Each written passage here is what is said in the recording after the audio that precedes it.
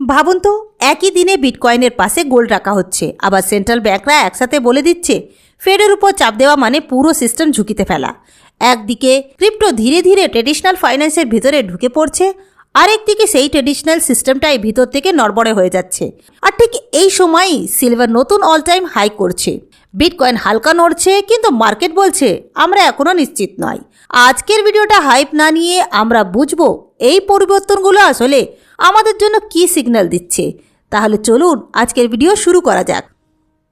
প্রথম খবরটা খুব ইম্পর্টেন্ট। 21 শেয়ার্স লন্ডন স্টক এক্সচেঞ্জে একটা নতুন ইটিপি লঞ্চ করেছে, নাম বোল্ড। এই প্রথমবার ইউকেতে একটা রেগুলেটেড প্রোডাক্টে বিটকয়েন আর গোল্ড একসাথে রাখা হলো। মানে আপনি আলাদা আলাদা করে ক্রিপ্টো আর গোল্ড কিনছেন না, একটা প্রোডাক্টের ভিতরেই দুটো এক্সপোজার পাচ্ছেন। আর এটা শুধু পেপার প্রোডাক্ট না, বিটকয়েন আর গোল্ড দুটোই ফিজিক্যালি ব্যাকড, ইনস্টিটিউশনাল গ্রেড কাস্টোডিয়ানের কাছে রাখা। আর ইন্টারেস্টিং পার্ট হলো স্ট্রাকচার। এটা 50-50 ভাগ করে রাখে না, প্রতি মাসে পোর্টফোলিও রিব্যালেন্স হয় রিস্ক অনুযায়ী। যে অ্যাসেট তখন বেশি স্টেবল ওটার ওয়েট বাড়ে, এই কারণে ভলাটিলিটি কমে কিন্তু আপসাইড পটেনশিয়াল থাকে। এই প্রোডাক্ট আসলে নতুন না, 2022 সালে সুইজারল্যান্ডে লঞ্চ হয়েছিল। 2025-এর শেষ পর্যন্ত রিটার্ন দিয়েছে প্রায় 122.5%। বিটকয়েন আর গোল্ড আলাদা করে ধরলেও এটা আউটপারফর্ম করেছে। ফি আছে 0.65% আর AUM প্রায় $40.1 মিলিয়ন।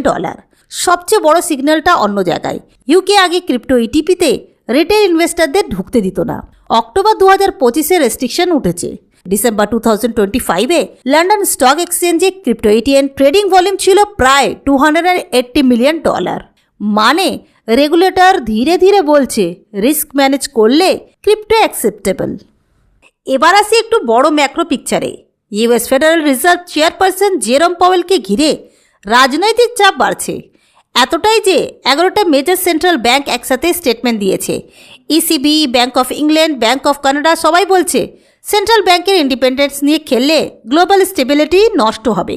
পাওয়েলের বিরুদ্ধে ফেড বিল্ডিং রিনোভেশন নিয়ে প্রায় $2.5 বিলিয়ন ইনভেস্টিগেশন শুরু হয়েছে। ক্রিপ্টো মার্কেট এটা দেখে কনফিউজড।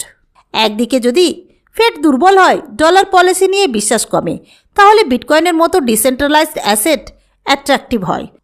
আবার অন্যদিকে এই ধরনের পলিটিক্যাল শক শর্ট টার্ম ভলাটিলিটি বাড়ায়। VALR সিইও বলেছে কনফিডেন্স কমলে ক্রিপ্টো ইন্টারেস্ট বাড়ে, কিন্তু রিস্ক অফ বিহেভিয়ারও আসে। এই সময় গোল্ড আর সিলভার বাড়ছে, ডলার দুর্বল হচ্ছে। ট্রাম্পের ঘনিষ্ঠ অনেকেই পাওয়েলের রিপ্লেসমেন্ট হিসেবে সামনে আসছে, তাদের বেশিরভাগই রেট কাটের পক্ষে। একজন ফেড বোর্ড মেম্বার ডিসেম্বর মিটিংয়ে 0.5% রেট কাট চেয়েছে। মার্কেট বুঝছে পলিসি সামনে আরও আনপ্রেডিক্টেবল হতে পারে। আপনি কি মনে করছেন আগামী দিন মার্কেট কোন দিকে যেতে পারে? আপনার মতামত কি অবশ্যই লিখে জানাবেন। এই ভিডিওর লাস্ট আপডেট হচ্ছে সিপিআই ডেটা নিয়ে। ডিসেম্বর 2025-এ ইউএস ইনফ্লেশন এসেছে 2.7%, কোর সিপিআই এসেছে 2.6%, যা এক্সপেকটেশনের নিচে। এই ডেটা আসার পর বিটকয়েন ব্রিফলি $92,000 ছুঁয়েছে। কিন্তু সবচেয়ে বড় মুভ দিয়েছে সিলভার। সিলভার এখন $87 পার আউন্স ছুঁয়েছে। ইয়ার টু ডেট গেইন করেছে প্রায় 21%। অ্যানালিস্টরা বলছে ইনফ্লেশন প্রেশার কমলে ফেড অ্যাগ্রেসিভ হবে না, লিকুইডিটি ইম্প্রুভ হয়, রিস্ক অ্যাসেট সাপোর্ট পায়। তবুও মার্কেট খুব এক্সাইটেড না। CME ফেড ওয়াচ টুল দেখাচ্ছে 28 জানুয়ারি মিটিংয়ে রেট আনচেঞ্জড থাকার প্রবাবিলিটি 95%। ক্রিপ্টো অপশন মার্কেটে ইমপ্লাইড ভলাটিলিটি কমে যাচ্ছে।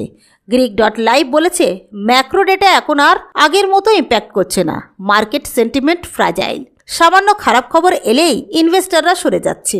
এই তিনটে খবর একসাথে দেখলে একটা জিনিস পরিষ্কার, ক্রিপ্টো এখন আর আলাদা জগৎ না, এটা ফাইন্যান্সের ভিতরে ঢুকে গেছে। বিটকয়েন এখন গোল্ডের পাশে বসেছে। রেগুলেটর বলছে স্ট্রাকচার থাকলে ওকে, কিন্তু একই সাথে সিস্টেমের ভিতরে টানাপোড়েনও বাড়ছে। আপনার জন্য লেসনটা সিম্পল, সব মুভ ধরতে যাবেন না, হেডলাইন দেখে ফোমো করবেন না। মার্কেট এখন রিওয়ার্ড দেয় ধৈর্যকে, স্ট্রাকচার বোঝাকে আর রিস্ক কন্ট্রোলকে। আপনি যদি মার্কেট বোঝার চেষ্টা করেন তাহলে আপনি অলরেডি অনেক এগিয়ে। ভিডিওটা হেল্পফুল লাগলে একটা লাইক দিন, কমেন্টে লিখুন বিটকয়েন গোল্ড কম্বো আপনার কেমন লাগছে, আর আমাদের চ্যানেলটিকে সাবস্ক্রাইব করে দেবেন। দেখা হবে নেক্সট ভিডিওতে। ভিডিওটা সম্পূর্ণ দেখার জন্য অনেক অনেক ধন্যবাদ।